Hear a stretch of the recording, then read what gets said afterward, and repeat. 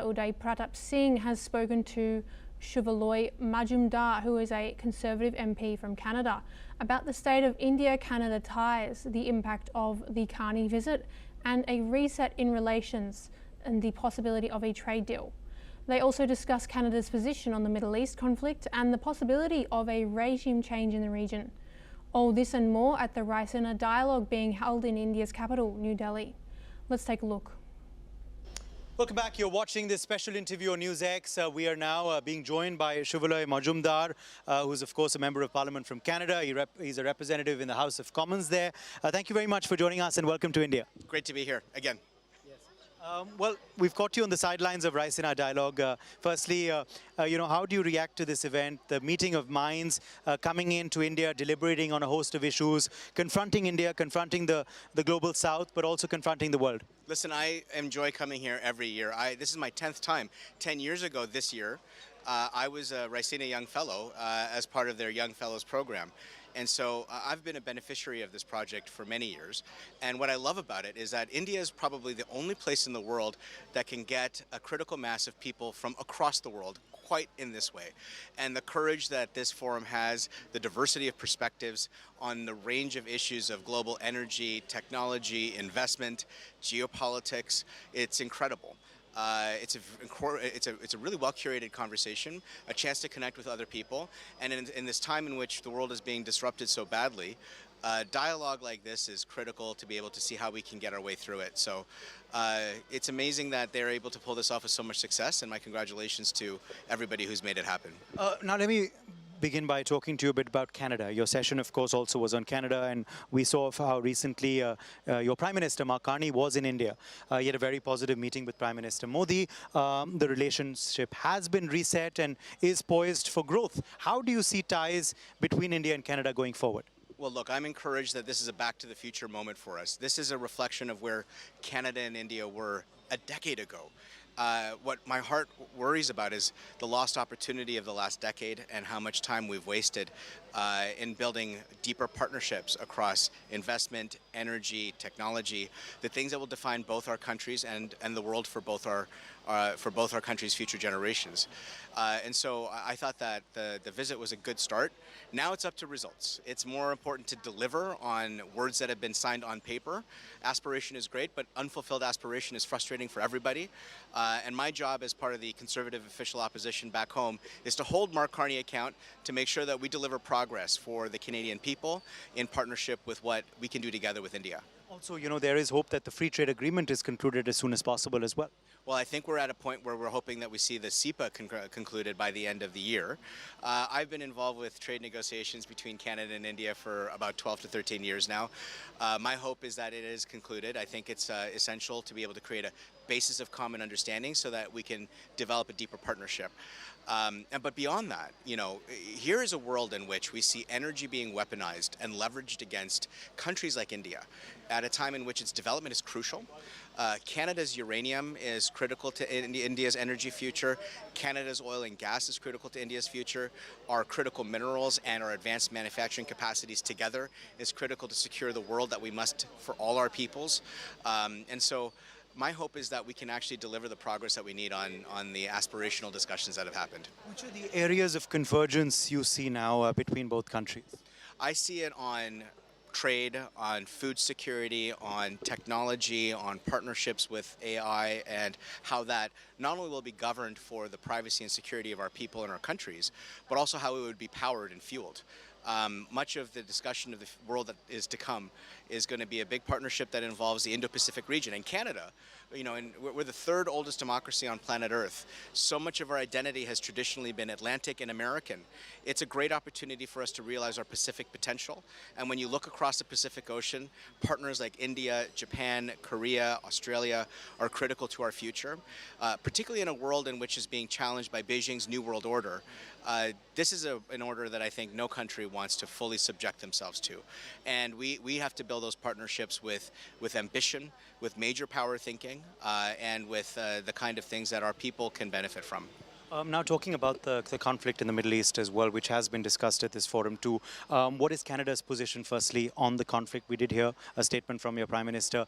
in India itself. He happened to be here on the day the US and Israel strikes did happen in Iran. But what is the position that you seem to be now gathering from your leadership on this war? Well, Canada is a democracy, and right now we've seen the Prime Minister of Canada take multiple positions. At first in support of the intervention, then opposed, then saying reluctantly maybe he'll help. Tragically, at a time in which we need clarity of vision and strong leadership, we're not getting that from our federal Liberal government. That being said, in our opposition, we've always stood for the fact that Iran has been the greatest promoter of terrorism in the region. The Houthis, Hamas, Hezbollah would not exist were it not for Iran's backing.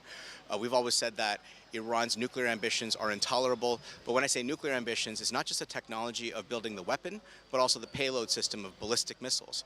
Iran's drone production is intolerable. These are all things that, permitted to grow unchecked, would create massive consequences for all of us. And Iran's shown that they're not discriminate when it comes to attacking civilian or military targets in the last 5 days.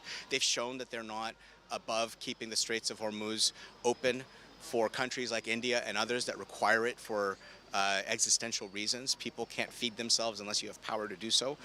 So confronting this regime, I think, is the right step. More importantly is what comes after. We believe that the Iranian people are an ancient people. We're seeing the story of the rising of the lion and the sun, of an ancient light, of an ancient civilization piercing through the darkness of the tyranny of the last 47 years. And their aspiration for a stable, free, and democratic country is essential. And so from Canada's official opposition, they get our total support to realize their own democracy, and their total support to dispense with the theocracy that has been driving their country into the dirt. Very quickly, we are seeing, of course, now the conflict, it seems getting prolonged. There is no end goal or end date in sight just now. Are you, though, concerned that perhaps it could then hamper oil supply? It could affect oil prices. It could affect energy security. If the Strait of Hormuz is blocked, it could affect movement as well of goods and logistics and whatnot. I think that unchecked, this problem would be far worse. Could you imagine what would happen if Iran accomplished enough ballistic missiles that they were supplied to by Beijing to prevent confronting the regime and its nuclear aspirations? Could you imagine the theocrats of Iran running around with a nuclear weapon?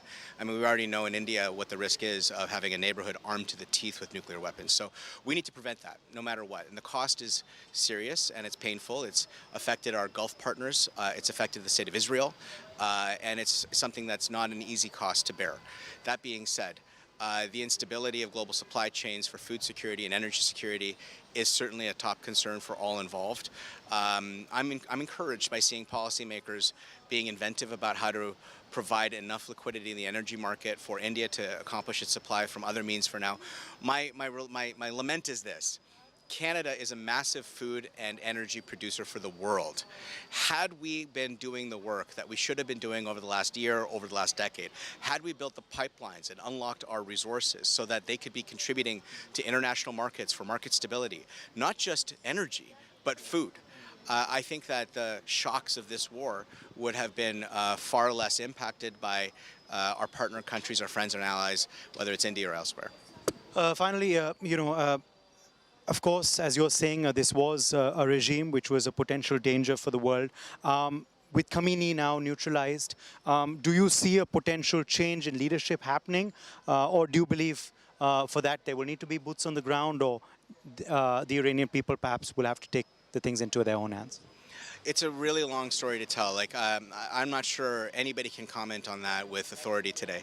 But what I would say is the future of the Iranian people is in the hands of the Iranian people. They have a generational opportunity now where the IRGC, the Basij, and the people who have occupied the state with these parallel institutions of military and economic control are being challenged fundamentally. It's very difficult to rise up against armies that are armed to the teeth and use technology to control your people. And there's an opportunity now for the Iranian people to realize that ambition. My hope is that they take this opportunity, that they seize back their country, and that the steps forward are ones that are for peace and for democracy and for freedom. I don't think any of that's ever won easily. I think there's a lot of lessons that we have learned from the adventures of the first wars of this century in Iraq and Afghanistan, and I think we're applying those lessons today. but ultimately the story of the Iranian people can only be written by the Iranian people. Right. Well, thank you very much for your time and for joining us today, Shuvaloy. An honor to be here. Thank you. With journalist Dinesh Thakur, Uday Pratap Singh in Delhi, NewsX.